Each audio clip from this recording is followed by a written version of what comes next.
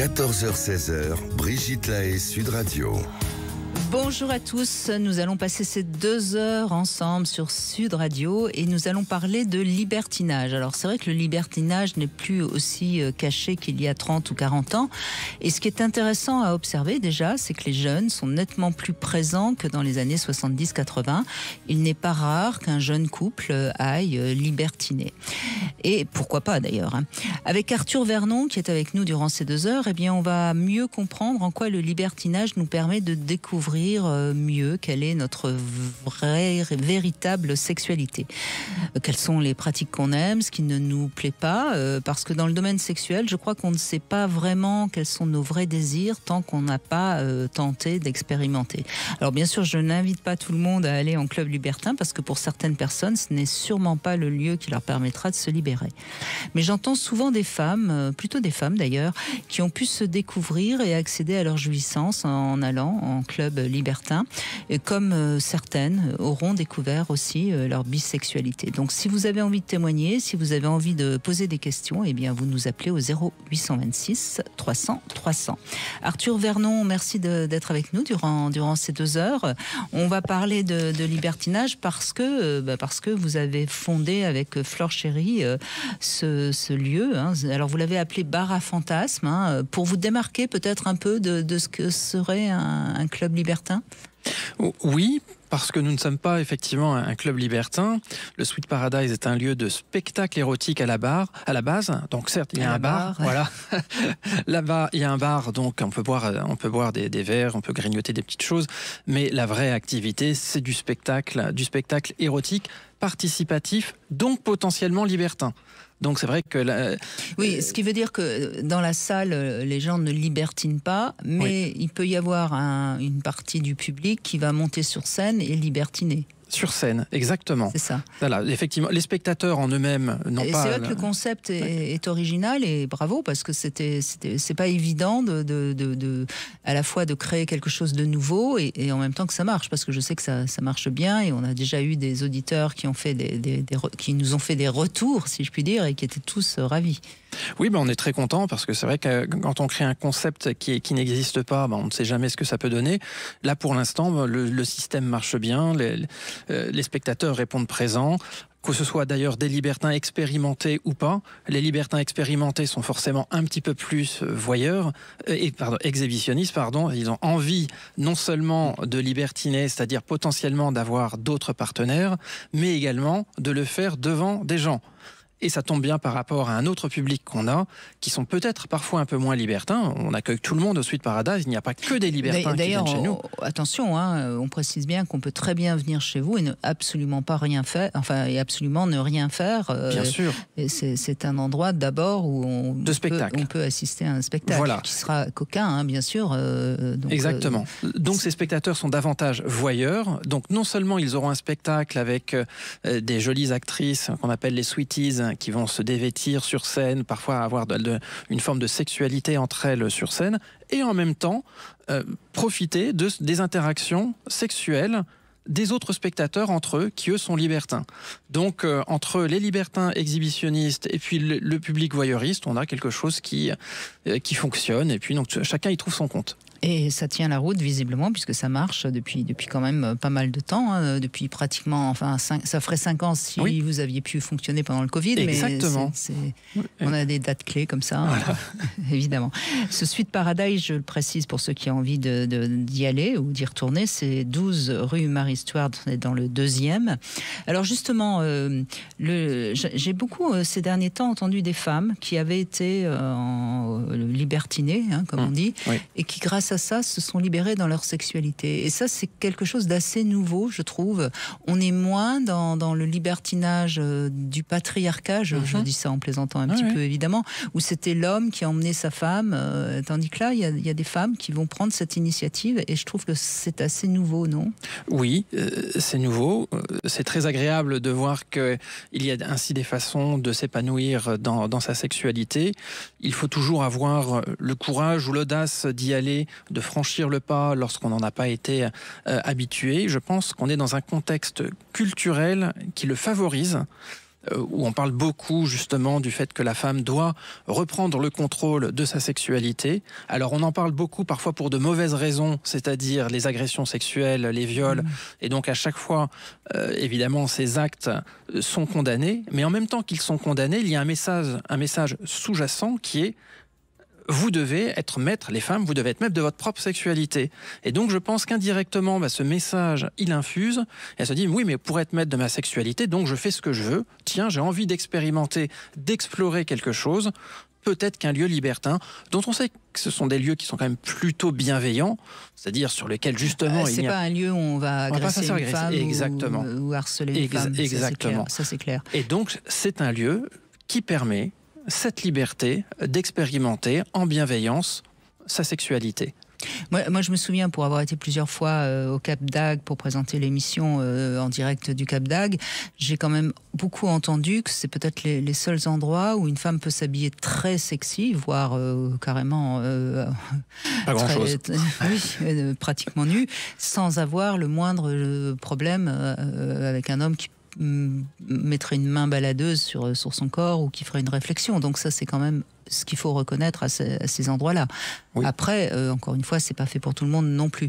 Ce qui est étonnant, j'en parlais l'autre jour avec un auditeur, ce qui est étonnant, c'est que si la bisexualité féminine s'est beaucoup libérée dans les clubs libertins, c'est pas du tout le cas pour la bisexualité masculine. Hein. Ça reste encore, à part dans les endroits spécialement pour les gays, hein, on voit pas deux hommes qui pourraient un peu s'embrasser, se faire une fellation. Ou, ça reste encore très très très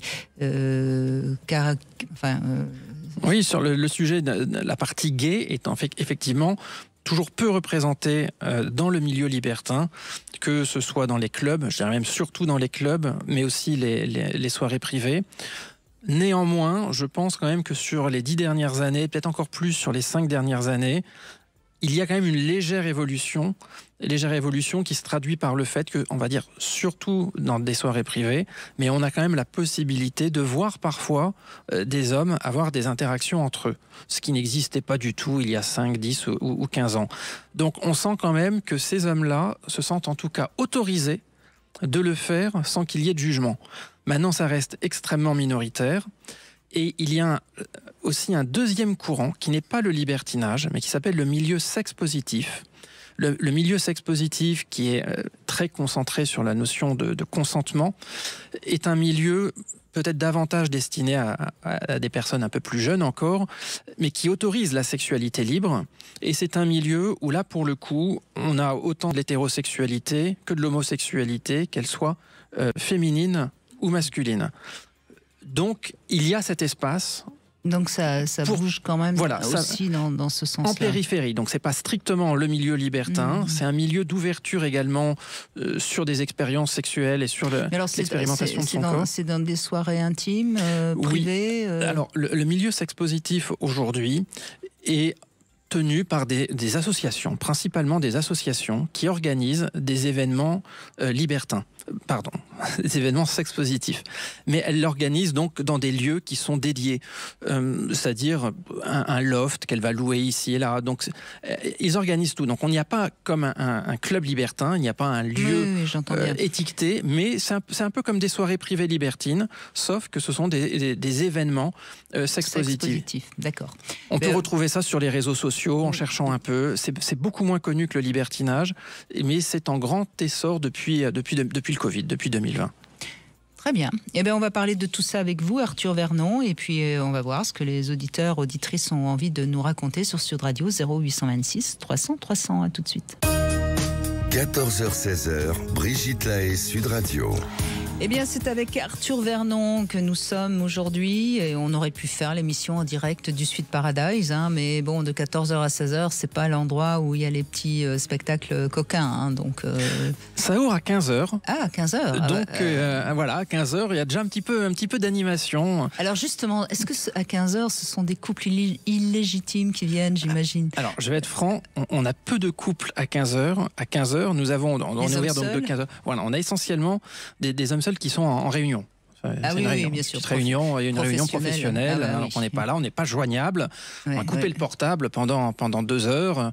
Et donc, ils se font un petit break. Voilà. Et les hommes mariés, évidemment. Certainement, voilà. Qui ensuite, on leur demande pas. On leur demande pas, mais c'est vrai que puisque ce sont un public de l'après-midi, généralement à 19h, comme par hasard, c'est la fin de la réunion, il faut rentrer. D'accord. Le monde ne change pas finalement. Pas sur ce sujet-là, non. Voilà, les couples sont là, sont très présents, mais à 20h30. Le spectacle de 20h30 est un spectacle qui se fait essentiellement en couple. Bernadette est avec nous. Bonjour Bernadette. Bonjour Brigitte, bonjour Arthur. Bonjour Bernadette. Moi, je ne suis pas une libertine à proprement parler. Et j'avais écouté l'émission il y a de cela 1 an, à quelques jours près. Vous étiez là, Arthur, avec Brigitte, et vous évoquiez le libertinage. Et je crois que vous disiez qu'on peut s'intéresser au libertinage sans nécessairement agir. Bien sûr. Cela pouvait commencer par une réflexion personnelle, une exploration intérieure du désir, sans passer par l'expérience concrète. Lors de cette émission, j'avais aussi beaucoup apprécié l'intervention de la philosophe Camille Moreau, qui insistait sur l'importance du consentement clair et réciproque. Elle disait que le libertinage n'est pas une transgression, mais une pratique consciente et respectueuse où le non est toujours écouté. Et je pense que le lieu comme le Sweet Paradise me paraît comme un des modèles de respect, d'élégance et de discrétion. Mais absolument, je vous le confirme. J'y suis encore jamais allée, mais je pense en effet que c'est un lieu où on peut... J'en ai beaucoup entendu parler dans vos émissions. Oui, mais parce que l'avantage du spectacle érotique, c'est que ça va forcément titiller notre libido, ça va peut-être éveiller notre fantasmatique, mais on regarde et on n'est pas obligé de faire quoi que ce soit. Donc, et on se sent pas dans une atmosphère qui peut parfois, dans les clubs libertins, être un petit peu trop choquante parce qu'on voit des couples nus qui copulent tout autour de nous et parfois c'est un petit peu trop fort comme vision on n'a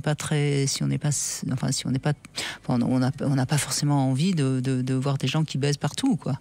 C'est pas... Oui. C'est pas d'ailleurs toujours très esthétique, soyons clairs. Enfin, je veux dire, une partouze, c'est pas ce qu'il y a de plus esthétique, alors que vos spectacles, je suppose que c'est quand même assez esthétique. Oui, parce qu'on a des artistes, alors qui ont d'ailleurs des corps très différents, mais qui sont très belles. Et puis il y a l'habillage, le décor, la lumière, une mise en scène qui joue énormément de façon à sublimer l'érotisme. C'est vrai que souvent, les premières fois où on vient dans un club libertin, peut-être même surtout la première fois, il y a souvent un effet un peu choc, parce que c'est vrai qu'on se dit mais c'est pas très excitant, c'est pas forcément très beau. Si on s'attend à avoir de la pornographie comme sur Internet, non, c'est pas la même chose, ce sont pas les mêmes personnes, entre guillemets, des vrais gens en train de faire l'amour, c'est pas forcément tout le temps extrêmement esthétique. Non, mais bien sûr, c'est vrai que ça peut paraître bizarre de dire ça, ce qui encore une fois n'est pas un jugement, mais on est là aussi pour dire la vérité à ceux qui nous écoutent. Bernadette, oui, je vous en prie. J'y vois beaucoup d'élégance dans ces spectacles, parce que j'écoute vos émissions et que vous en parlez régulièrement.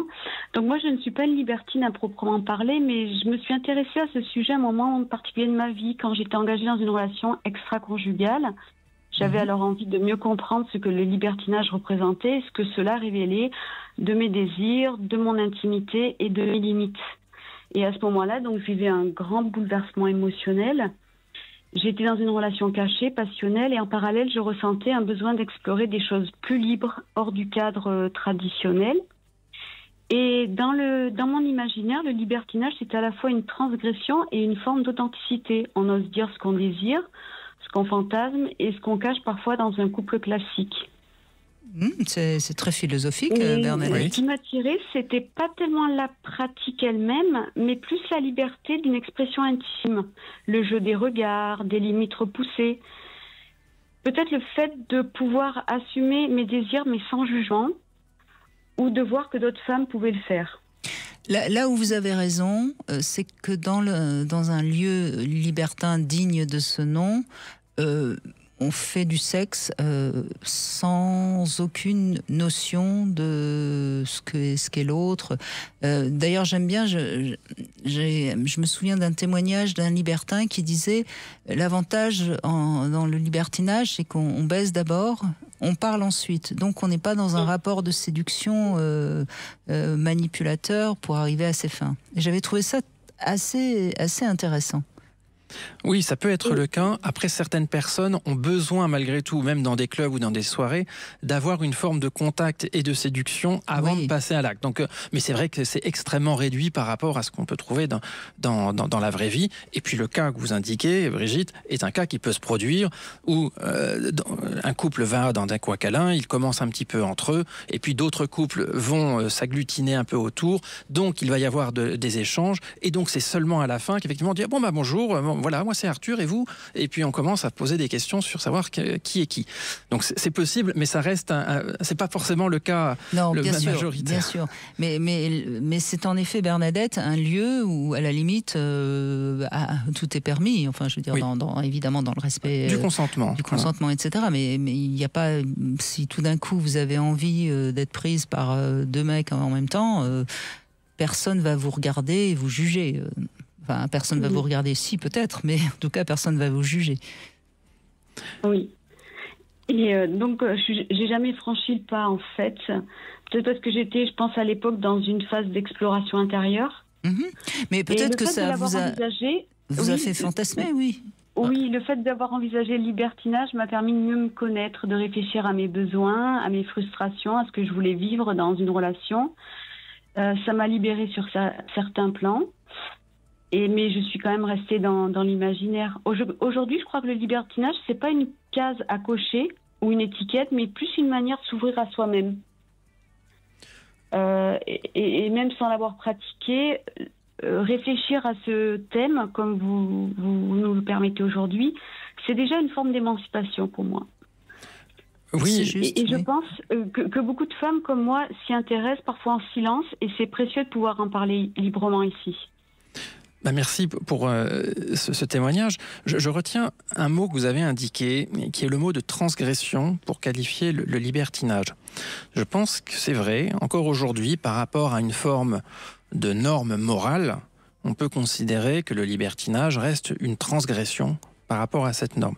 Ce qu'à titre personnel, je regrette, parce que j'aimerais bien qu'on vive dans une société qui soit beaucoup plus libérée sexuellement, et ensuite chacun a ses propres pratiques, qu'elles soient ou non libertines. Il n'y a aucune obligation, évidemment, d'aller vers le libertinage. Ceux qui sont heureux dans une relation monogame, c'est très bien pour eux, et il n'y a pas de souci. Mais c'est vrai que je regrette que ce soit peut-être encore considéré aujourd'hui comme une transgression, et ce serait, à mon avis, plus sympathique qu'on puisse se dire, tiens, voici un cadre vraiment libre d'exploration de sa sexualité. Oui. Oui, mais bon, en même temps, ça reste aussi de l'ordre de l'intime. On n'a pas besoin d'étaler au grand jour Bien sûr, le fait qu'on fréquente un club libertin. C'est peut-être pour ça que ça restera toujours un peu transgressif, puisque c'est sexuel. Bien sûr, mais aussi par rapport au concept de transgression, dans un couple généralement, en tout cas dans un couple libertin, et ça fait partie de la philosophie libertine, justement, comme le couple y va souvent à deux d'ailleurs, des événements libertins, il y a une transparence. Il y a une transparence au sein du couple. C'est un petit peu différent dans un couple, s'il y en a un qui trompe l'autre. C'est un peu gonflé quand vous avez un homme qui trompe sa femme, qui va dans un club libertin et qui dit oui, je suis libertin, alors que sa femme ignore qu'il est dans un club libertin. On ne pourrait pas vraiment mettre l'étiquette de libertin, en tout cas, sur l'homme qui aurait ce type de pratique, alors que quand même, dans le milieu libertin ou même de l'échangisme, de façon générale, la transparence vis-à-vis de ses partenaires fait partie des valeurs clés. Oui. Voilà. Pour moi, le libertinage, ça évoque aussi un effet introspectif.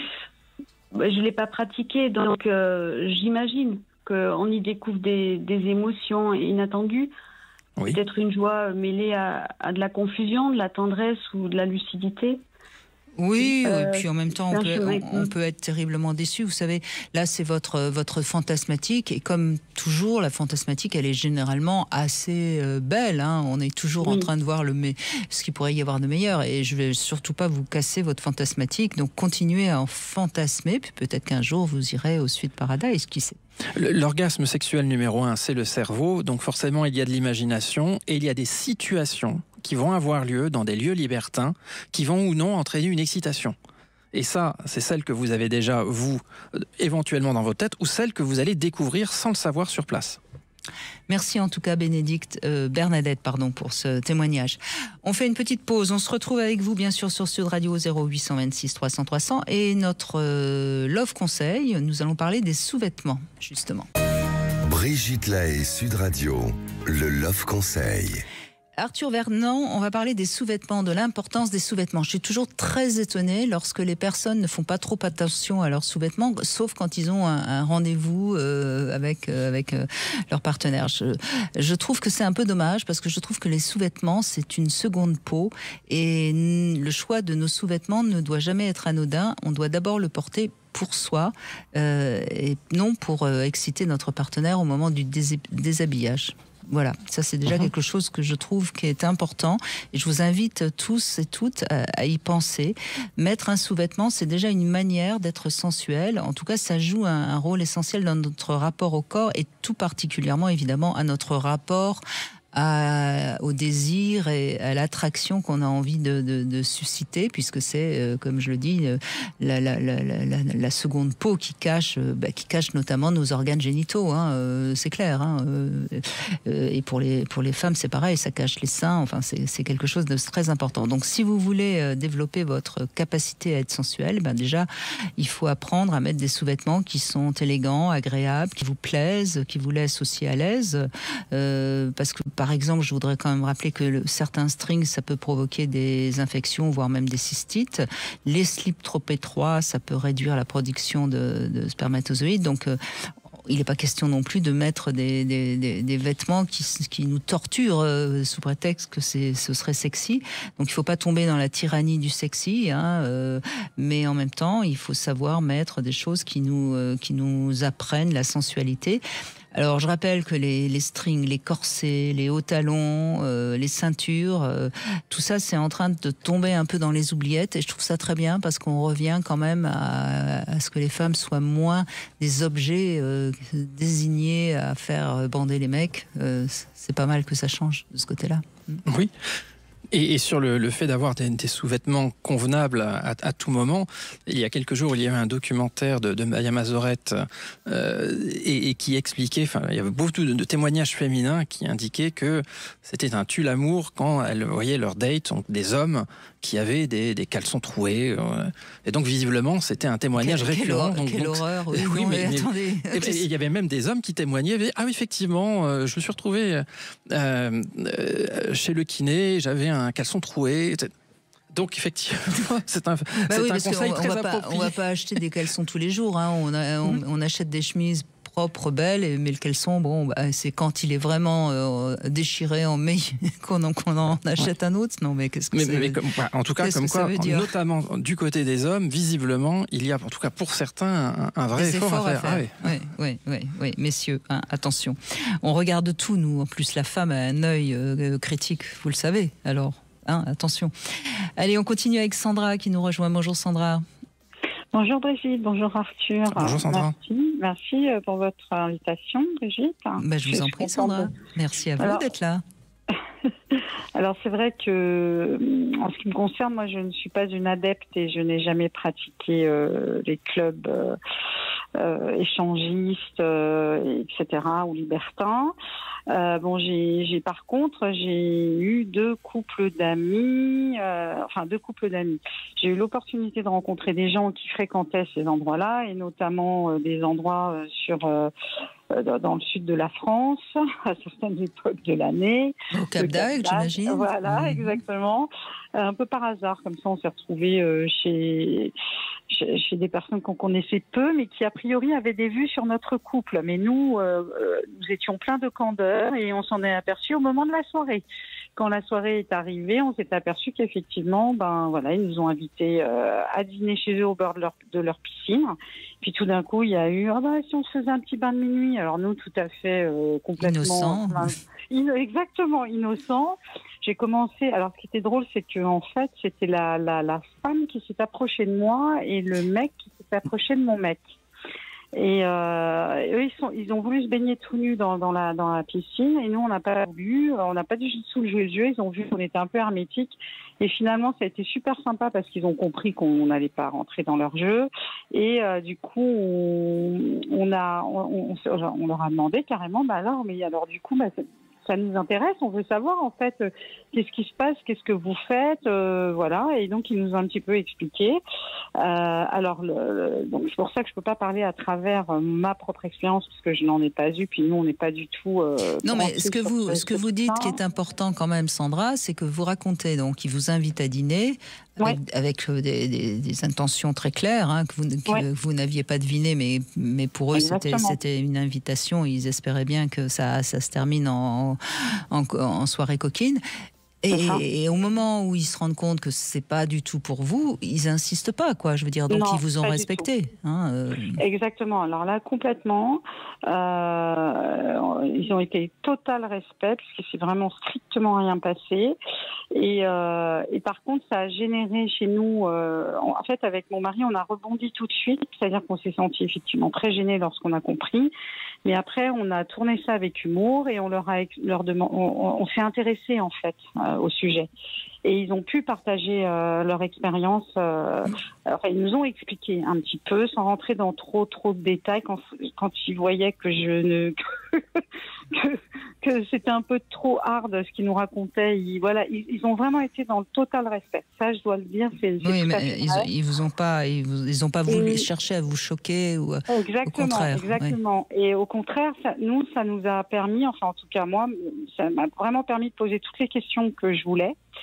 Et est-ce que ça vous excitait quand vous les entendiez vous raconter ?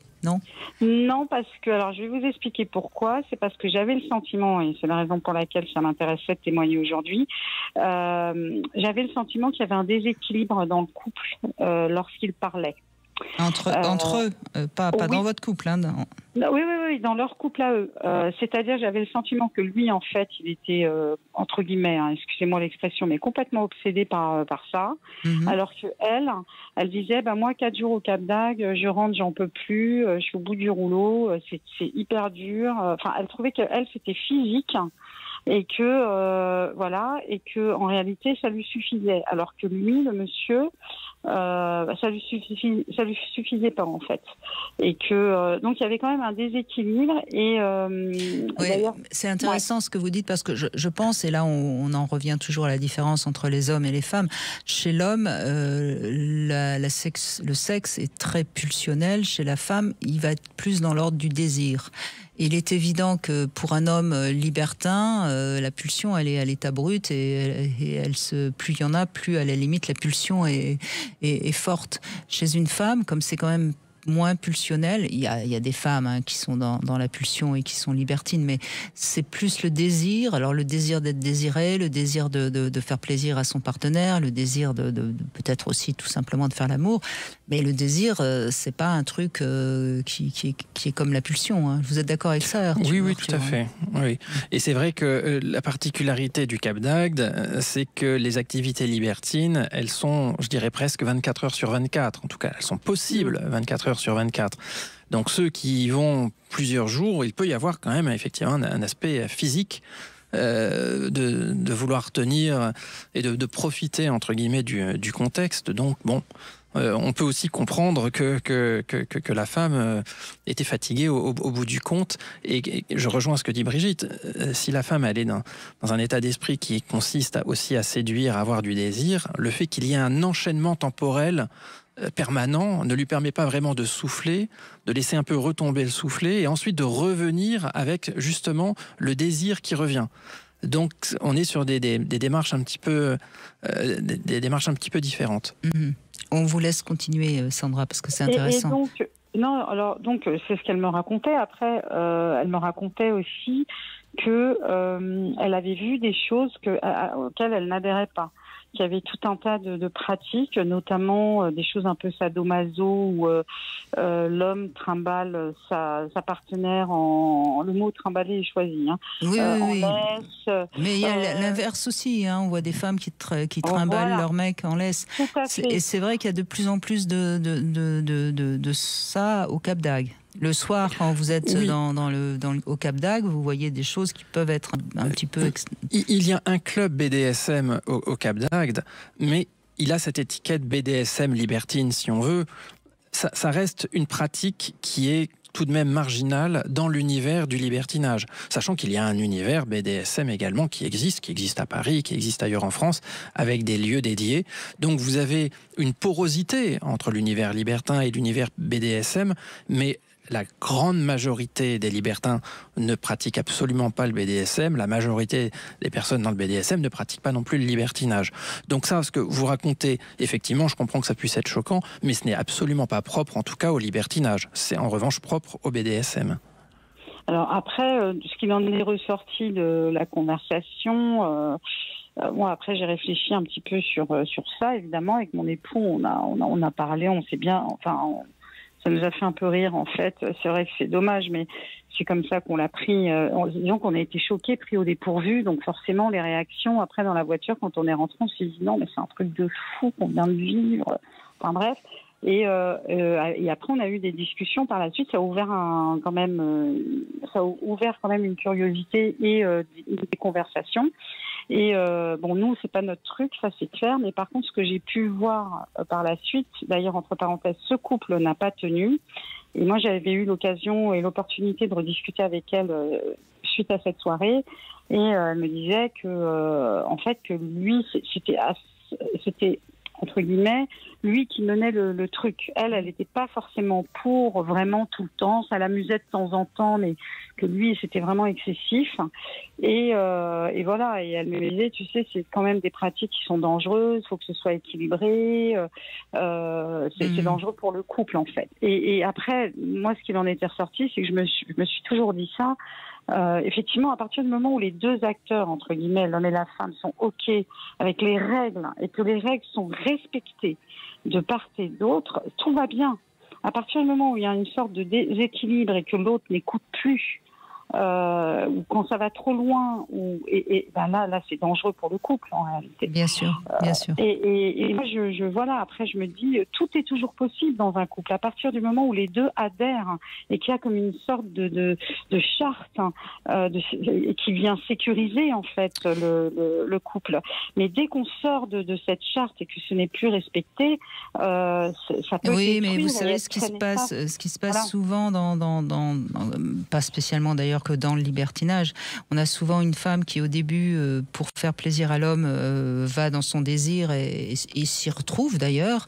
Et puis, à un moment donné, comme elle a accepté et qu'elle a laissé l'homme prendre les initiatives, à un moment donné, elle se trouve un peu débordée et l'homme, lui, plus on lui en donne, plus il en veut. Hein. Donc, c'est pas surprenant. Et c'est vrai que ce que vous racontez, on l'entend dans le libertinage, ça arrive. Bon, vous avez parfaitement raison sur le point, entre guillemets, de la charte, que je dirais de façon plus large, être la communication. Déjà, évidemment, la communication dans le couple, de façon générale, c'est indispensable pour la bonne santé du couple. Dans le couple libertin, c'est encore plus indispensable, c'est totalement nécessaire et c'est une communication qui doit être permanente. Elle doit être avant les sorties, pendant les sorties et également après. Et c'est quelque chose qui doit évoluer en permanence. Pas parce qu'on a discuté il y a un mois du sujet que on doit se dispenser de cette discussion et cette communication au fur et à mesure des nouvelles pratiques et des nouvelles sorties. Donc je vous rejoins tout à fait. Et effectivement, il y a une charte à établir, une charte qui évolue en permanence et qui doit se discuter en permanence entre les deux adultes responsables qui forment le couple. Et c'est ça, personnellement, que je trouve très bien dans le libertinage. On n'applique pas une règle sociale qui est celle de la monogamie, qui est imposée, sur laquelle on n'a pas réfléchi. Nous sommes des adultes et on applique nos propres règles et on les définit entre nous. Et vous avez tout à fait raison, si à un moment l'un des deux partenaires ne respecte pas les règles qui ont fait l'objet d'un accord entre les deux, ça mène à ce qui se passe dans d'autres couples aussi, ça amène à des ruptures et des déceptions. Mais ce n'est pas le but. En tout cas, merci beaucoup Sandra de votre témoignage. On va faire une petite pause, Arthur Verneau, et on se retrouve dans un instant, toujours avec vous bien sûr, sur Sud Radio. 14h-16h, Brigitte Lahaie, Sud Radio. C'est Arthur Vernon qui est avec nous et c'est lui qui a créé ce bar à fantasmes parisien, le Sweet Paradise, qui se trouve à Paris dans le 2e, dans lequel on peut assister à des spectacles coquins et qui parfois permet à des libertins de monter sur scène. C'est toujours cette histoire de bracelet, hein. On met un bracelet rouge, je crois, hein, c'est bien ça, si on a envie de participer, et on met un bracelet vert. Alors un bleu si on ne veut pas du tout participer, et puis un jaune quand on est un peu entre les deux. Alors les jaunes, il n'y aura pas des choses très sexuelles, ça risque d'être très soft, mais il y a quand même le petit frisson de se retrouver sur scène et de côtoyer de façon un peu plus proche les sweeties, nos artistes qui sont sur scène. Et c'est bien cette idée de bracelet, parce que comme ça au moins on affiche la couleur. Exactement. C'est le cas de le dire. On retrouve Mina qui est avec nous. Bonjour Mina. Bonjour. Bonjour Mina. Vous m'entendez bien? Très bien Mina, on vous écoute, allez-y, je vous en prie. Merci. Alors moi, j'ai découvert depuis pas longtemps ce milieu via un partenaire qui m'a parlé d'un site de rencontre pour libertins, qui est apparemment hyper connu. Et du coup, voilà, je me suis inscrite.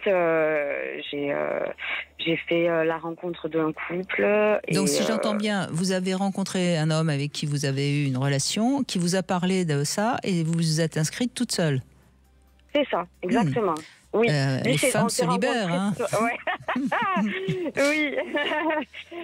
Mais oui, on s'est rencontrés sur un site de rencontre, donc rien à voir. Et puis voilà, voilà, il m'en a parlé. Puis bon, après j'ai plus revu cette personne.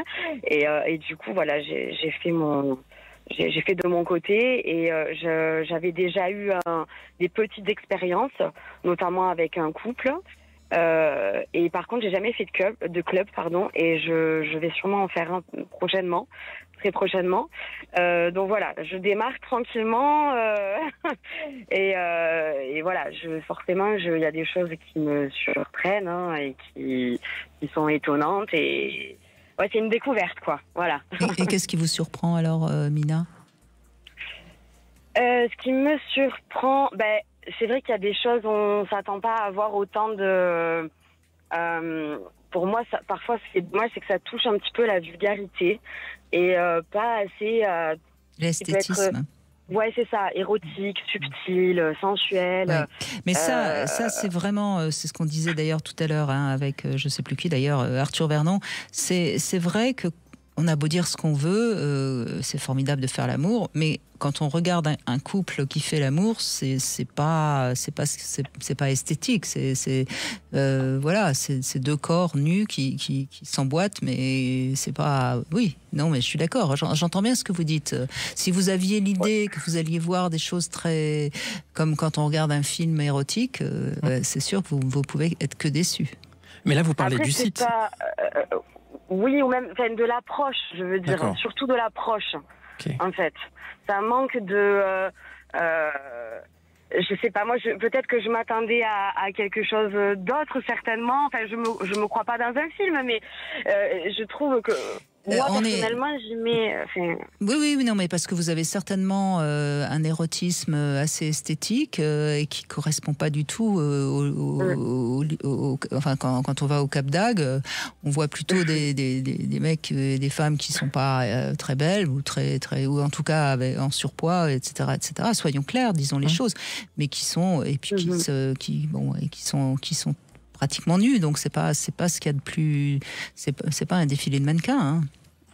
Ah, mais j'ai pas parlé de mannequins ou de corpulence, hein. J'ai pas parlé de ça. Non, mais vous parlez de l'approche qui est un peu trop cash, en fait. Ouais, c'est ça. Voilà, je trouve que, ok, on sait pourquoi on est là, d'accord, mais on peut y mettre un petit peu, un peu de finesse, un peu de rondeur, quoi. Quelque chose qui va faire naître le désir, comme vous parliez beaucoup de désir. Voilà, de la séduction. Après, ça dépend surtout peut-être des situations ou des moments, mais voilà, je trouve que voilà, l'approche n'est pas toujours donne pas vraiment envie, voilà. Non, mais ça veut dire peut-être que c'est pas tellement pour vous finalement ce milieu. C'est vraiment un milieu où on fait du sexe. Hein. C'est un milieu où on fait du sexe. Hein. Il faut pas se mentir. C'est un milieu où on fait du sexe. Voilà, donc que ça, quoi. Il y a pas de. Peut-être que le Sweet Paradise vous correspondrait mieux. Oui, certainement, peut-être bien, ouais.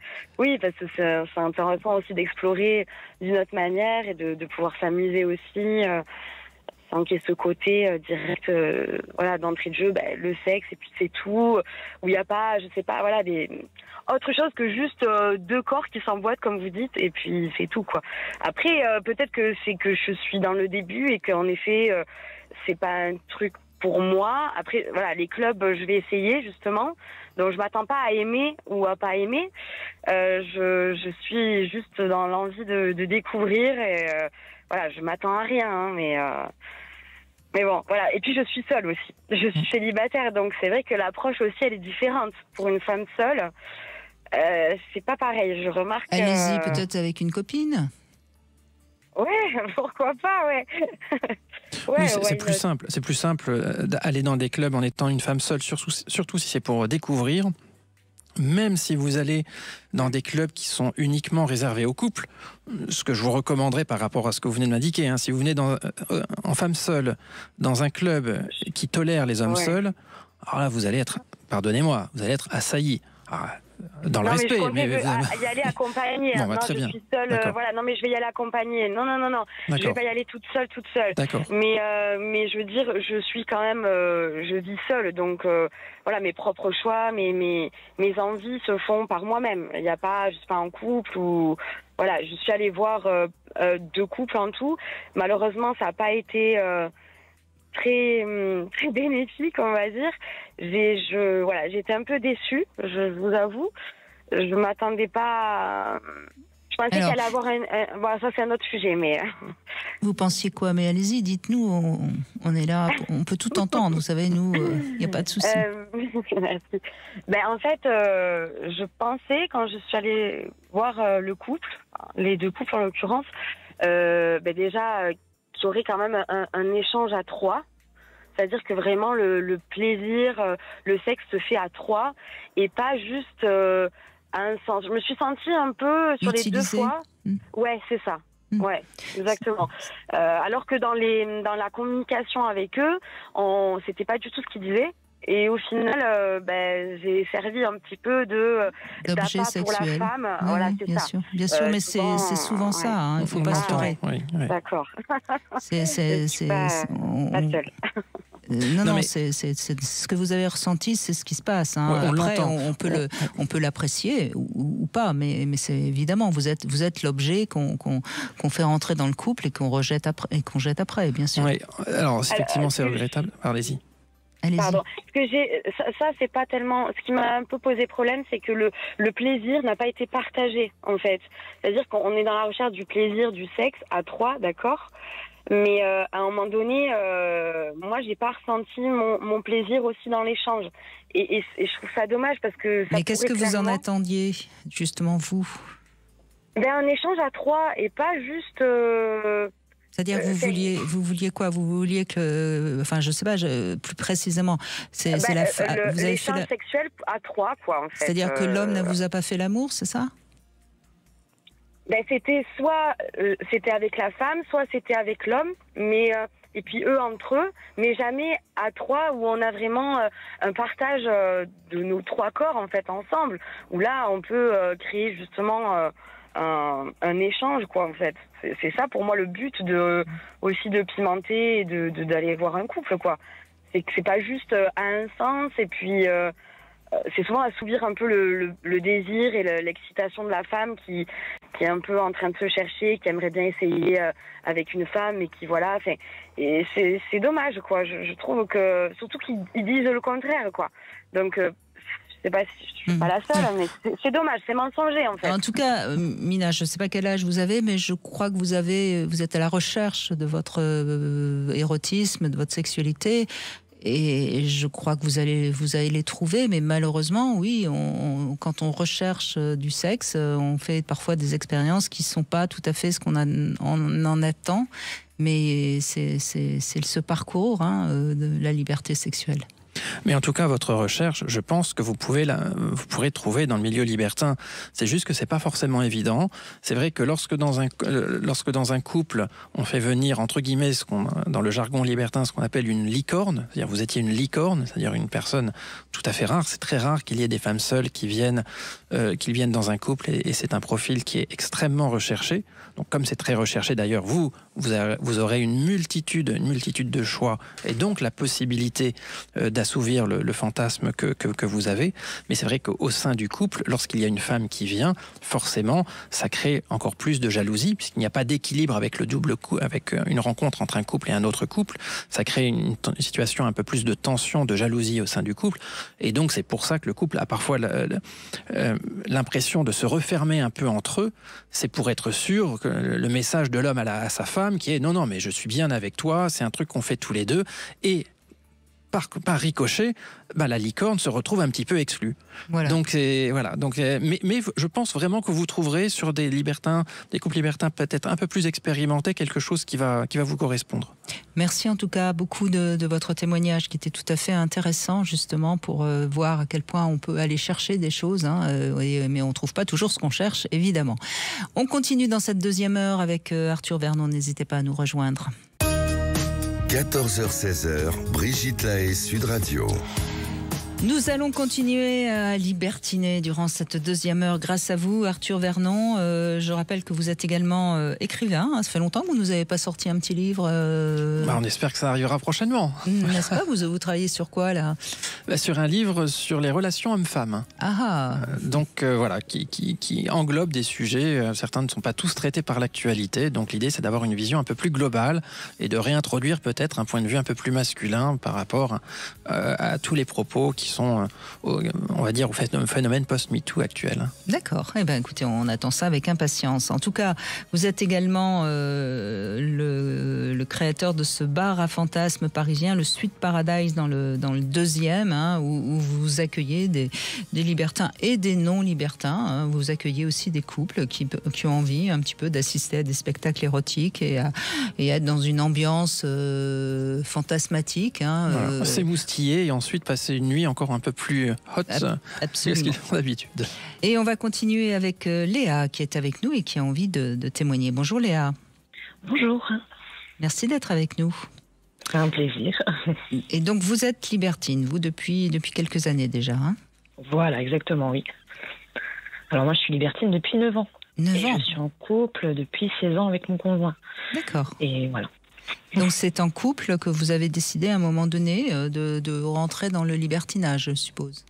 Alors oui, on commençait un petit peu à rentrer dans la routine, boulot, dodo, chérie, je t'attends dans le lit, on fait ce qu'on avait à faire, il y avait plus ce petit piment qu'on retrouve dans les débuts. Et c'est un soir où on regardait un reportage, puis on est tombé donc du coup sur un reportage du libertinage. Et ça a tout de suite fait tilt pour nous deux, on s'est regardé. On savait pas au début par où commencer. Donc on a commencé à regarder un petit peu les sites.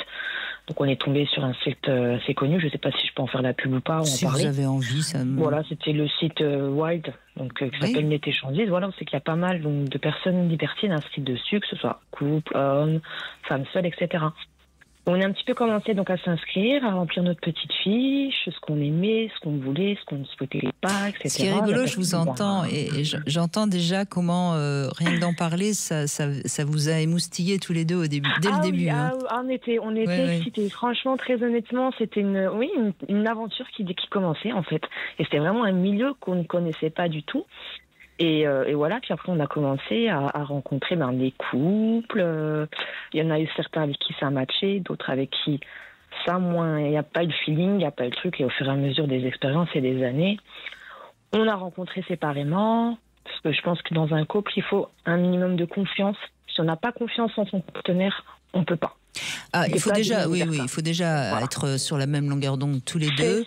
Et ce que j'ajouterais quand même, peut-être plus encore pour les femmes que pour les hommes, il faut qu'on soit aussi capable, en tant que femme, d'accepter que de temps en temps, on va avoir un truc sexuel qui finalement ne va pas nous avoir plu et ne pas se sentir pour autant dégoûté ou maltraité. Je crois que tout à fait, oui. Vous êtes d'accord? Il faut respecter le choix, il faut respecter l'envie, puis il ne faut surtout pas ne le faire Non, mais de temps en temps, il peut se passer quelque chose qui ne sera pas du tout ce qu'on avait. Parce que bon, c'est du sexe.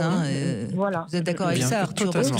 C'est important. Ça m'est déjà arrivé de me dire, ah ben ça je l'aurais pas fait. Mais voilà, mais c'est pas grave. Finalement, j'ai tenté le truc, bon lui ça l'a excité, ça lui a fait plaisir, et voilà, c'est aussi donner du plaisir aussi à mon conjoint. Et après, on se lave, et puis voilà. Tout à fait. Non, mais c'est vrai que c'est un peu trivial ce que je dis, mais c'est important de le dire quand même. Non, c'est important parce qu'effectivement, c'est très important. Dans le libertinage, il y a ce concept, en tout cas, de désacralisation de la sexualité, puisqu'elle rejoint un côté beaucoup plus ludique. Donc, il faut que ce soit moins grave quand il y a ce qu'on appelle, dans le jargon, un fail, un truc qui s'est pas bien passé. Bon, ben voilà. Quand la sexualité est sacralisée, c'est dramatique. Si elle est là de façon beaucoup plus légère, on peut se dire bon bah tant pis, ça ira mieux la prochaine fois. Voilà, oui. Oui. Et ça montre bien que vous êtes tous les deux libertins, c'est-à-dire que vous en faites... Oui, on est vraiment libertins, c'est vraiment notre mode de vie. Moi, je me verrais mal ne plus être libertine. C'est vraiment, franchement, on a adopté ce mode de vie, et même on s'est retrouvés aussi au niveau couple, nos fantasmes. On s'est vraiment retrouvés en symbiose sexuellement et tout. Puis des fois, c'est même un homme qui dit bah tiens, tu veux pas inviter un homme ce soir à la maison? Puis des fois, je dis bah tiens, viens, on va voir un petit peu s'il y a des personnes disponibles. Enfin, voilà, on est toujours à la recherche de nouveautés, de nouveaux en fait.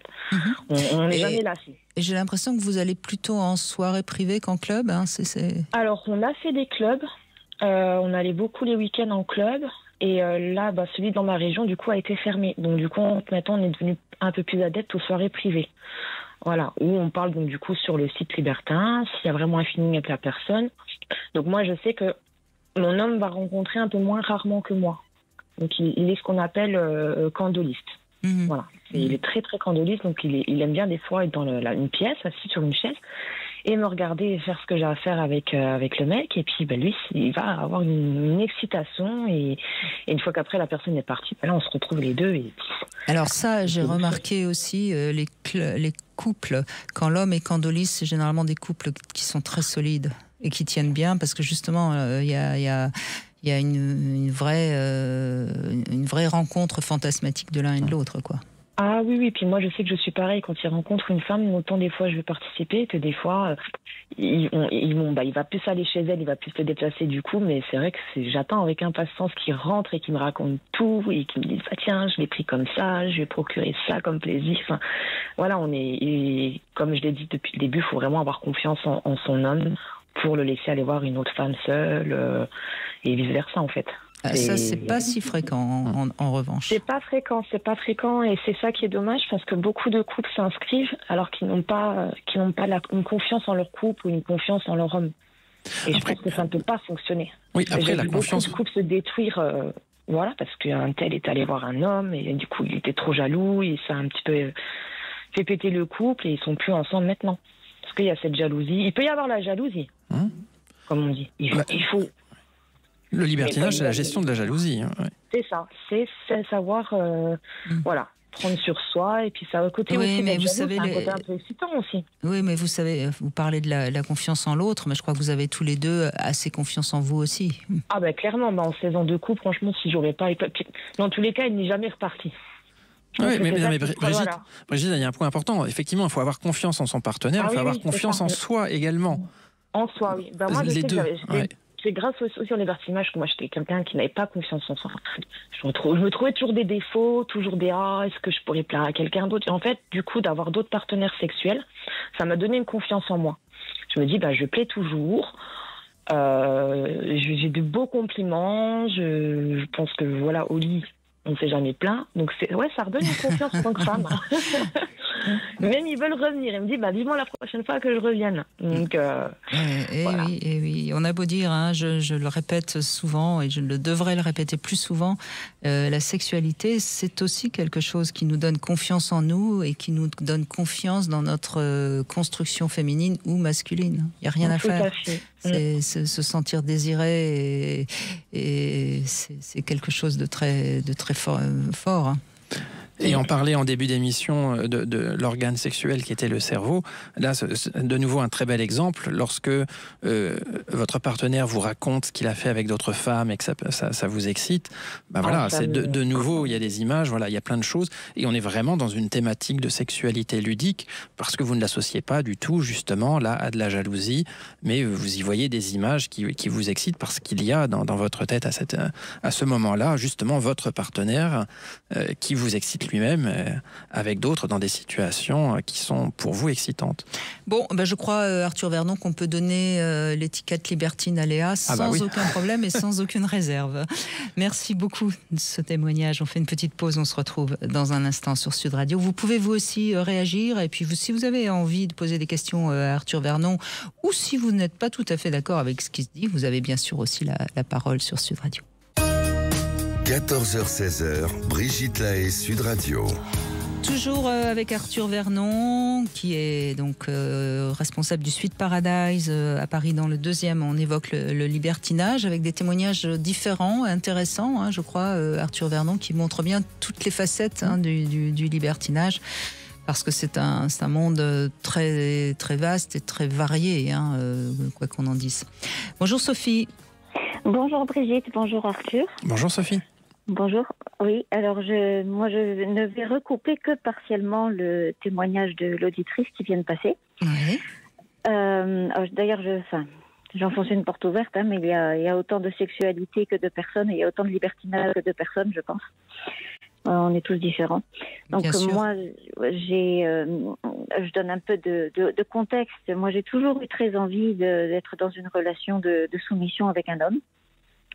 Mais même si j'ai eu des relations très toxiques au cours de ma vie, enfin plusieurs qui étaient très toxiques, je ne suis jamais allée jusqu'à donner ces clés-là à la personne qui était avec moi parce que je me suis toujours protégée, j'ai toujours eu l'impression qu'on pourrait me faire beaucoup de mal. Et donc je ne me le suis autorisée que quand j'ai rencontré mon conjoint actuel, ça fait 15 ans qu'on est ensemble. Et là, je lui ai fait une confiance absolue et ça a été absolument fantastique. Donc on a commencé comme ça avec une relation de domination-soumission, mais bon, je lui fais une confiance aveugle, donc c'était formidable. Et il m'a proposé de faire des expériences. Alors je lui ai dit d'emblée que le libertinage, c'est-à-dire lui va de son côté, moi je vais du mien, c'était absolument hors de question parce que je suis horriblement jalouse. Même si j'ai confiance en ma capacité à séduire, je me sens bien, je suis bien dans mon corps. Comme disait l'auditrice précédente, j'ai des compliments, j'ai confiance en moi, mais ça je peux pas. Voilà. C'est-à-dire que vous êtes un peu possessive, pourrait-on dire ? Oui, un petit peu. On va dire ça, d'accord. Et alors, en revanche, lui, disons que je pense qu'il serait ouvert à plein de choses, mais ce qui l'excite par-dessus tout, c'est le candolisme, donc ça tombe très bien. Puisque moi, j'ai un côté exhibitionniste aussi que je revendique, donc ça lui convient parfaitement. Et alors, parfois il participe, parfois pas, mais enfin, il est tout de même assez spectateur. Mm-hmm. Et alors, je lui disais, avant de mieux le connaître, je lui disais, mais tu n'es pas jaloux et ça me manque parce que j'ai l'impression que tu ne m'aimes pas ou que tu ne me désires pas autant que tu le devrais, puisque tu ne montres jamais de jalousie. Il me dit, mais je suis horriblement jaloux. Quand on fait des choses, ça me rend terriblement jaloux, mais justement, ça ajoute à l'excitation. Et après, c'est vrai que quand on se retrouve tous les deux, c'est absolument feu d'artificiel, quoi. Oui, mais ce qui est intéressant, puisque vous parlez du candolisme, c'est que c'est quelque chose d'assez compliqué à comprendre pour beaucoup de gens. Et les ressorts du candolisme ne sont pas forcément les mêmes pour tout le monde. Dans votre cas, je crois que c'est votre soumission qui fait que, grâce à ça, vous pouvez vous faire d'autres mecs, mais c'est pour lui. Donc vous restez une femme honnête. En plus, c'est le cas, oui. Il me semble, oui. Et quant à lui, puisqu'il est quand même dans des rapports, si j'ai bien compris, un peu BDSM, comme tout maître dominateur, il y a parfois un ressort masochiste, et peut-être que la jalousie qu'il ressent quand il... C'est une analyse que je fais qui est peut-être pas la bonne, hein, mais l'analyse que je fais, c'est qu'il souffre un peu, donc il est un peu maso de vous voir faire l'amour avec d'autres, mais ensuite, ça l'excite, et du coup, il en ressort aussi quelque chose de positif pour lui. Oui, je pense que c'est une très bonne description. Et alors c'est très étrange parce que je sais que c'est quelque chose que beaucoup de personnes ne comprendraient pas, et je n'en parle jamais aux personnes qui me connaissent parce que. Mais personne n'écoute, Sophie. Ouais, c'est ça. Ils me diraient que je me fais avoir, que je me fais manipuler, etc. Mais en fait, moi, je le fais pour lui. Parce que moi, je n'y trouve pas mon compte au niveau du plaisir, de l'envie que j'ai avec d'autres. J'ai pas envie d'aller avec d'autres. En fait, j'ai envie d'être avec lui et c'est tout. Mais comme je sais que ça l'excite terriblement, ça me fait plaisir. Et c'est bon pour notre couple, quoi.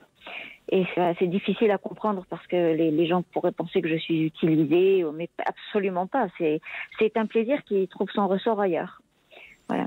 C'est très rigolo dans cette situation qu'on puisse penser que vous êtes utilisé, et je comprends très bien d'ailleurs l'explication que vous venez de donner, alors que quand même souvent dans les couples où l'homme est candoliste, on pourrait penser exactement l'inverse en réalité, puisque c'est la femme qui profite avec d'autres partenaires, donc qui est supposée avoir plus de plaisir, et l'homme un petit peu qui est là, un peu laissé pour compte, en train de se contenter de subir et de devoir regarder. Donc c'est amusant dans votre dynamique, et ça rejoint ce que vous indiquiez en tout début d'intervention sur le fait que chacun a sa propre sexualité, chacun vit ses fantasmes différemment, et comme quoi dans une même pratique qui est le candolisme, on peut avoir deux façons de penser radicalement différentes. Oui. Tout à fait. Oui, mais la plupart du temps, les gens vont interpréter en fonction de leur vision à eux, et donc en fonction de leur sexualité. Moi, l'avantage que j'ai, c'est peut-être pour ça que je peux faire cette émission assez tranquillement, c'est que j'ai à peu près tout connu, donc je suis capable de tout entendre et d'essayer d'entendre ce que l'autre me raconte et non pas ce que moi je pense qu'il fait. Voilà.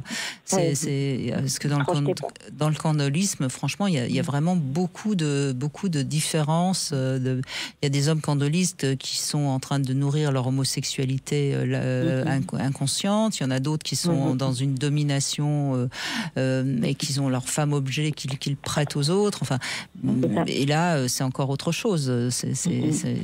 Mais quand ça correspond aux deux, ça crée généralement quelque chose d'assez solide, parce que justement, il y a quelque chose qu'on peut pas. Enfin, ce que vous pratiquez avec lui, vous pourriez pas peut-être le pratiquer avec plusieurs hommes que vous rencontriez. Ils seraient pas tous d'accord. Hein. Non. D'ailleurs, j'ai essayé.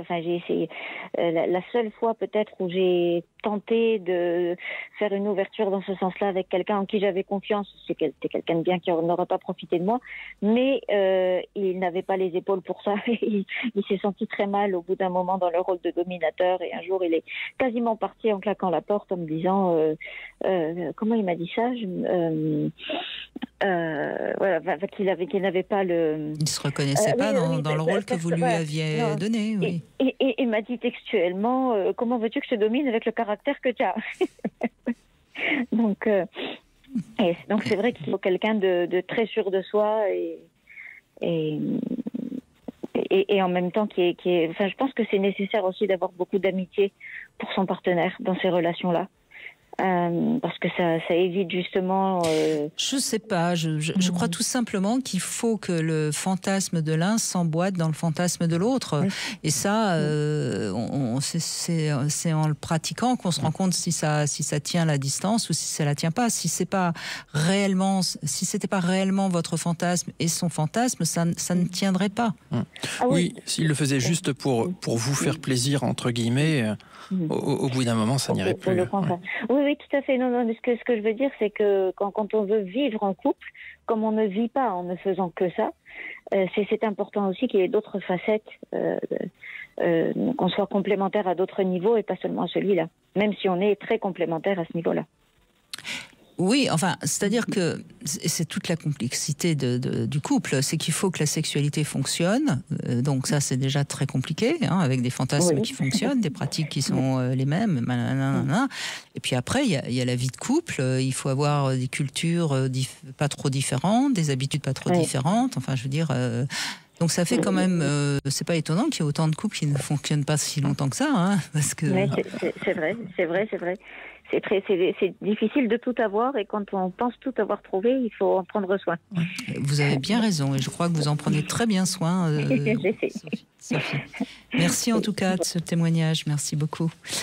Je vous propose une petite pause avant de retrouver le sexo-conseil. On va parler de la fracture de la verge. Ouh, ça fait mal. Et puis on vous invite à nous rejoindre sur Sud Radio 0826 300 300. À tout de suite. Brigitte Lahaie, Sud Radio, le sexo-conseil. Eh bien, Arthur Vernon, on va revenir sur quelque chose qui, heureusement, n'est pas trop fréquent, hein, qui s'appelle la fracture de la verge. Alors, le mot, déjà, est faux parce qu'il n'y a pas d'os dans le pénis, sinon ça se saurait. Il y en a chez certains mammifères, hein, comme chez le chien, d'ailleurs. Mais chez l'homme, il n'y a pas d'os, donc ça ne peut pas casser. Hein, mais ça s'appelle une fracture de la verge parce que c'est le corps caverneux, c'est-à-dire l'endroit où le sang gonfle la verge qui, à un moment donné, se casse. Donc la fracture de la verge ne peut arriver que en érection, hein, de ce fait-là. Et donc, c'est ces éponges qui maintiennent l'érection qui vont être très dures et qui peuvent être endommagées. Alors, les signes ne trompent pas. En général, on entend un crack lors d'un rapport un peu trop vigoureux ou lors d'une masturbation très, très vigoureuse, mais c'est plutôt lors d'un rapport que ça peut se produire. Il y a évidemment une douleur intense et assez vite un hématome ou même une déformation. Alors, même si c'est une petite fracture, il ne faut pas hésiter à aller très vite aux urgences parce qu'une intervention la plus rapide possible permet d'éviter des séquelles, hein, parce que c'est par exemple, ça peut provoquer une verge qui va rester après un peu courbée. Voilà, donc un petit conseil quand même pour éviter ça. Je veux pas gâcher votre week-end à tous, hein, mais un petit conseil quand même, quand vous changez de position, faites-le tranquillement et gardez toujours une main à la base de votre verge pour éviter tout risque. Et puis si vous faites l'amour, parce que c'est là où souvent comme ça arrive, si vous faites l'amour dans une position un peu instable, vérifiez que vous ne risquez pas de tomber, parce que c'est souvent comme ça qu'arrive la fracture de la verge. On fait l'amour sur une sorte de fauteuil ou de truc un peu bancal, ça casse et il n'y a pas que le fauteuil qui casse. Voilà, non, vous rigolez, mais c'est pas rigolo. Bien sûr, hein. Je me doute bien. On voit que ça vous est jamais arrivé, sinon vous ne seriez pas en train de rigoler.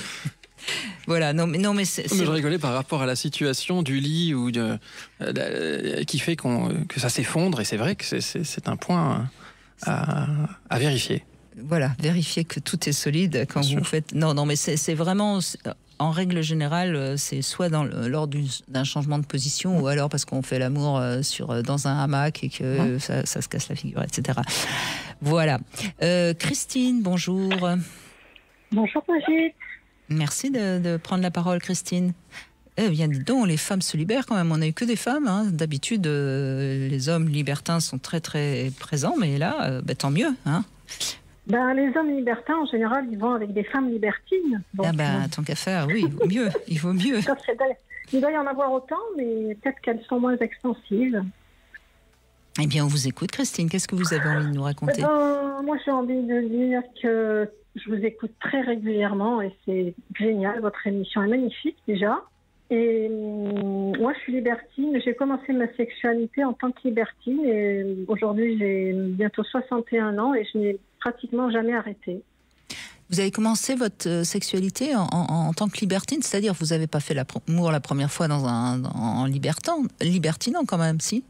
Eh ben, pratiquement, puisque j'avais 18 ans et c'était un homme marié qui était lui-même libertin. Donc tout de suite, il m'a proposé un plan à 3 avec sa femme et c'était très bien.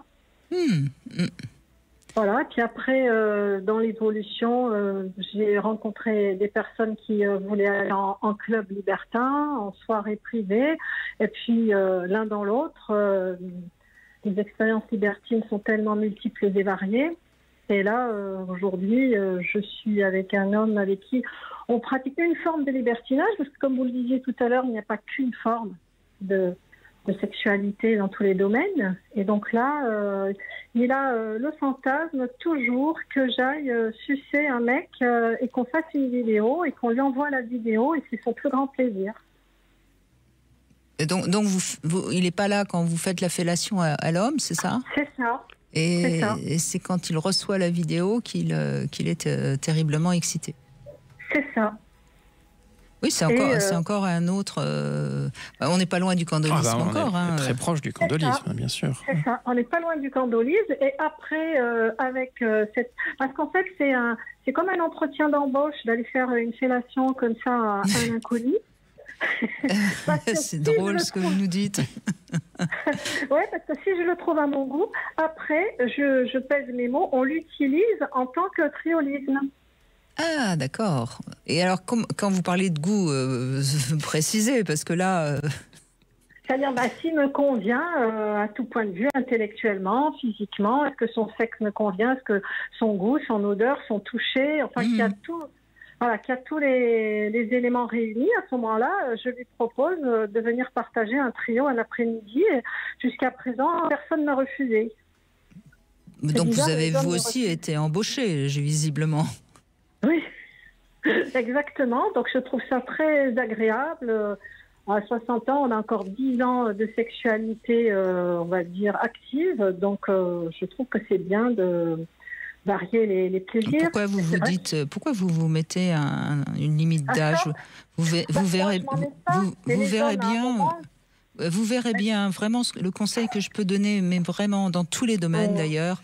Il faut jamais se dire j'en ai encore pour au moins 10 ans ou au moins 5 ans. On n'en sait rien. Non mais Christine, on n'en sait rien. D'abord, peut-être que vous aurez envie d'arrêter dans 3 ans, on ne sait jamais. Et peut-être qu'à 76, vous serez encore tout à fait capable, à moins que vous mettiez un dentier. C'est très fraîche, je pense quand même, il faut être raisonnable. Hein. Mais quelle importance enfin, je veux dire, qu'est-ce que ça... Non, mais franchement, ne vous mettez... Non, mais ce qui est important, et ça, c'est vraiment... Là, je vais parler de tout à fait autre chose que du libertinage. Ce qu'on se met dans le cerveau, ça nous programme. Donc, il faut pas se programmer de manière définitive. En vous programmant que vous n'avez plus que 10 ans, vous programmez quelque chose de négatif. Oui, absolument. Mais j'entends ce que vous dites, et c'est bien aussi d'être réaliste. Il est évident qu'on a moins de chances d'avoir tous les hommes qui nous courent après à 90 ans. C'est plus facile. C'est plus facile. Oui, parce que là, on risque une fracture du col du fémur. Non, mais sérieusement, bien sûr qu'il faut aussi être réaliste, mais ne vous programmez pas qu'il vous reste 10 ans. Voyez ? Oui, il peut y avoir de la sexualité, et puis il y a déjà eu des témoignages même dans cette émission sur des âges qui sont bien plus que les 70 ans que vous évoquez, et ça dépend vraiment des individus, et même dans le milieu libertin, vous avez des libertins qui dépassent les 70 ans. Donc ça arrive, donc c'est tout à fait possible en fait. Dans la sexualité, comme on la pratique aujourd'hui avec mon compagnon, comme ça, c'est quand même physique, mine de rien. Et ben justement, hier après-midi, j'ai dit, mais j'aurais dû demander le bulletin de santé parce qu'il a eu, au moment de l'éjaculation, un blackout. C'est ça, votre partenaire, celui que vous avez... Non, pas mon partenaire, là, notre invité. Oui, c'est ça, celui que vous aviez invité, oui. Oui, et j'ai dit, à 55 ans, on demande le bulletin de santé, parce qu'on a dit encore un peu, s'il meurt, on ne sait pas. Écoutez, ça vous fera une expérience de plus. Ce sera une vraie petite mort. Non, mais attendez, malheureusement, ça arrive que des personnes meurent en faisant l'amour. Hein. On en connaît qui sont devenus raides. Hein. Il y a même eu un président de la République. Donc, Bon, il y en a plein, Victor Hugo, il y en a plein des hommes connus aussi. Hein. Mais c'est quand même une assez belle mort, au fond, finalement. Oui. Hein. Attention, plus éviter chez nous. Non, mais ça, j'entends bien. Après, ça fait des démarches. Voilà. On est obligé de répondre à des questions. Non, je suis d'accord que c'est pas bon. Donc, on s'est retrouvé confronté à ça hier après-midi, et puis il nous a téléphoné ce matin en disant qu'il était encore sous le coup de l'émotion et qu'il n'était pas allé travailler ce matin. Donc, on a dit c'est bien, il a bien profité. Voilà, il peut être positif, c'est bien. Voilà, on est vivant, tant qu'on est vivant, on peut partager. Mais alors, qu'est-ce que vous lui avez fait ? Vous avez fait un rodéo sexuel ou quoi ? Même pas. Non, mais c'est-à-dire que moi, je suis très sensuelle, sexuelle, et voilà, et donc on partage des choses. Non, moi, je suis très très douce. En plus, il n'y a aucune déviance à part la façon dont on joue. Et voilà, c'est tout, rien de particulier. Et arrivé à un certain âge, il y a des précautions à prendre. Et si j'ai bien entendu, il avait 55 ans, c'est pas vieux. 55 ans, oui, mais même pas vieux. Il y a des personnes qui peuvent avoir des problèmes d'hypertension. Alors, ils ont le masque, ils ont des problèmes de cœur. Bon, écoutez, demandez le bilan de santé. Non, mais cela dit, on en rigole un peu, mais peut-être qu'il avait pris aussi un... Non, il n'avait pas pris de stimulant ou quoi que ce soit, il n'en a pas besoin, il est OK, mais je lui dis, va voir ton médecin quand même, parce que c'est inquiétant d'avoir un malaise comme ça. C'est peut-être la chaleur aussi qui a pu provoquer ça. Oui, enfin, au concours de circonstances. Non, on avait mis la clim, Brigitte. Non, on ne fait pas ça sans la clim. Hein. Oh là, vous êtes bien équipée, visiblement. Mais bon, Non, mais cela dit, vous voyez, il peut y avoir des accidents à 55 ans et puis on peut être très bien à 75 ou 80 ans aussi. Vous voyez, c'est pas. Il n'y a pas de règle. Il n'y a pas de limite pour se faire du bien. S'adapte et puis voilà. Donc non, c'est bien. Mais c'est vrai que je me suis posé beaucoup de questions au début. Pourquoi mon compagnon voulait absolument que j'aille faire des fellations à l'extérieur, mais en fait, il en retire un bénéfice de voyeur, parce que les hommes sont des voyeurs et les femmes des exhibitionnistes. À la base, je pense. Bien sûr, et puis il y a une sorte aussi de... Vous savez, il y a quelque chose qui fonctionne aussi beaucoup dans les couples. C'est pour ça qu'on dit il faut s'envoyer des messages, etc. C'est cette histoire de scénariser la sexualité de l'autre. Il scénarise votre sexualité. Il vous envoie faire une fellation à un homme et il vous prête et il regarde si vous faites ça bien. Et on voit bien là, quelque part, qu'il y a quelque chose de l'ordre de domination-soumission qui fonctionne très très bien. Même si c'est peut-être vous qui le dominez vous voyez, je veux dire, tout ça est très complexe à expliquer, mais c'est quand même tout le mystère de la sexualité. Vous êtes d'accord, Arthur Vernon ? Complètement. Et c'est vraiment dans les méandres du cerveau qu'on a les sources de l'excitation qui aboutissent à la situation qui n'est pas commune pour tout le monde. Et on voit bien à quel point là, votre couple il fonctionne très très bien parce que justement il y a une sexualité très très complexe qui s'emboîte bien et donc on n'est pas du tout inquiet pour vous ni pour les bonnes années qui vous restent à vivre dans votre sexualité. Merci Christine en tout cas, merci beaucoup. On va faire une petite pause et puis on va conclure dans un instant. 14h-16h, Brigitte Lahaie, Sud Radio. Arthur Vernon est avec nous et on évoque aujourd'hui les différentes facettes du libertinage. On en a eu de nombreuses. Je rappelle que votre club Bar à Fantasmes, le Sweet Paradise, c'est pas tout à fait un club libertin. Vous précisez bien que c'est un endroit où on assiste à des spectacles érotiques.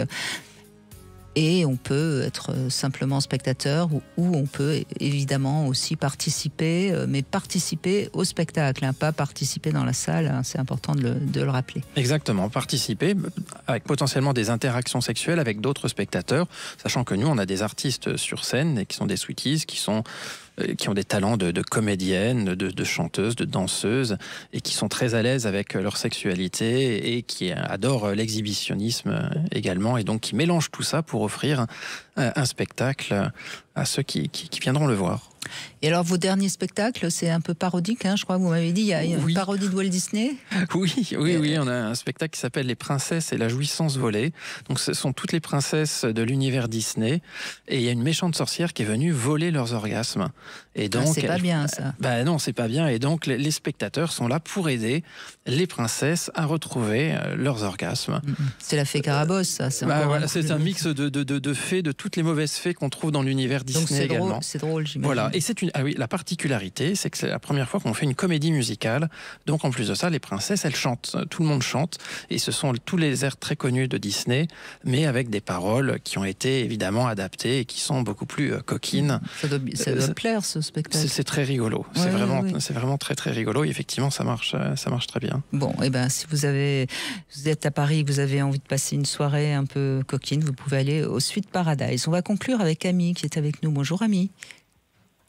Bonjour. Bonjour, merci d'être avec nous. Alors, vous avez aussi été libertine. Vous êtes libertine, peut-être encore, je ne sais pas. Alors, oui, je pense qu'on est libertin dans l'âme, hein, surtout, même si on ne pratique pas tout le temps, c'est une façon d'être. Hein. Qu'en pensez-vous ? Je pense qu'on peut l'être à un moment de sa vie et arrêter. On peut le découvrir plus sur le tard et on peut en effet être vraiment dans l'âme. Je crois qu'il n'y a pas, encore une fois, je serais moins catégorique. Non, moi, je comprends très bien ce que vous voulez dire. Ça veut dire au moins déjà que dans votre état d'esprit, la sexualité n'est pas liée à la monogamie, c'est-à-dire à la relation amoureuse, parce que pour certains, il faut qu'il y ait... C'est le cheval de bataille d'Arthur Vernon. Ouais. Non, mais on est quand même dans un discours général où on doit se mettre en couple parce qu'on est amoureux, et une fois qu'on est amoureux, on a de la sexualité. Ça reste quand même quelque chose de global. Donc, je devine que quand vous dites on est libertine dans l'âme, c'est-à-dire qu'on conçoit qu'on peut avoir de la sexualité à des fins ludiques et qui ne sont pas un symbole d'un acte amoureux. Oui, voilà, c'est plutôt le libertinage, c'est du jeu, c'est du partage, c'est tout ça, c'est de nouvelles rencontres. On peut juste se rencontrer sans forcément passer à l'acte, mais en ayant l'intention de le faire à la base. Donc l'idée est là quand même. Bien sûr, bien sûr. Bien sûr, c'est un sexe plus libéré que le sexe sacré du couple romantique, amoureux, etc. Oui.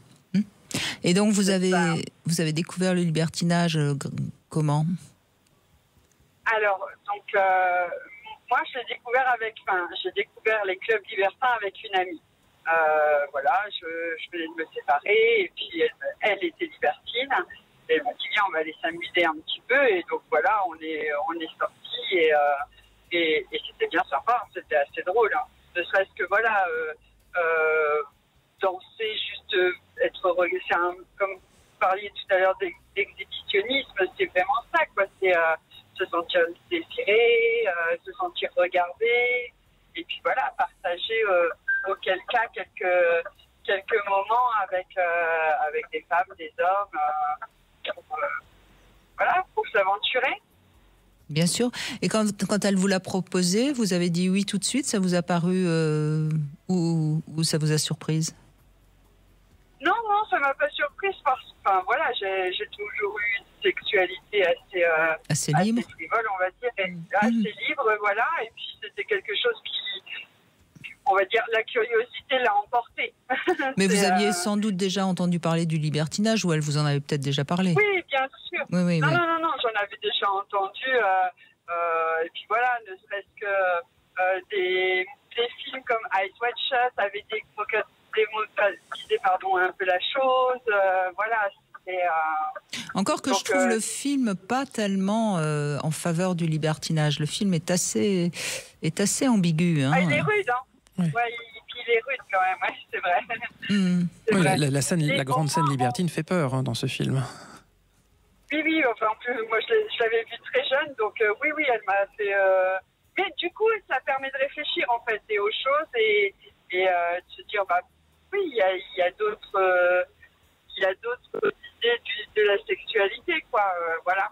Et donc, c'est comme ça que j'ai commencé à la vivre. Et puis, après, dans des soirées privées, un petit peu plus,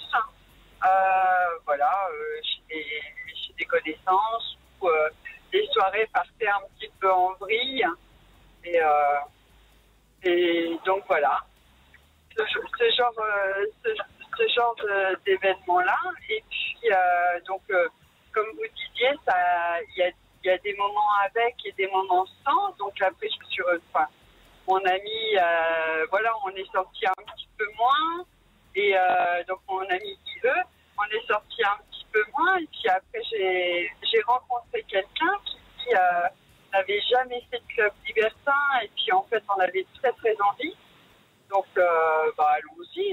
Moi, je connais, donc ça me pose pas de problème. Mais voilà, parce que je savais que dans les clubs libertins, il y a énormément de respect et que comment dire, on joue ou on ne joue pas.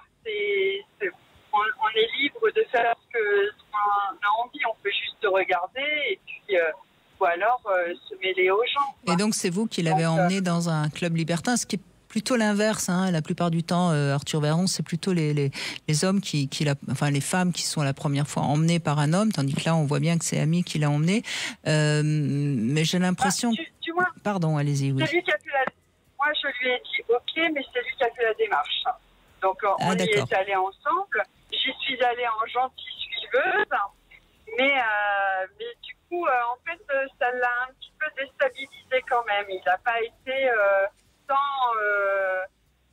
je pense qu'il le fantasmait énormément et le fantasme n'a pas été comme lui l'espérait, quoi. Ça correspondait peut-être pas à ce qu'il fantasmait. C'est d'ailleurs toute la difficulté du libertinage. On n'a pas abordé cet angle-là, Arthur Vernon, mais c'est quoi qu'on l'a un petit peu abordé avec une auditrice dans la première heure, avec Mina, hein, entre ce qu'on imagine qu'on va y trouver et ce qu'on y trouve, parfois c'est pas tout à fait ça.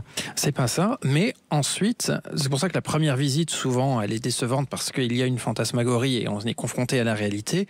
Ensuite, néanmoins, cette réalité, on va y repenser les jours qui viennent et elle peut elle-même être une nouvelle source de fantasmagorie et donc une raison d'un retour dans le club. Et cette fois-ci, ce sera plus concluant puisque, en gros, le cerveau a été aligné avec la réalité. Absolument.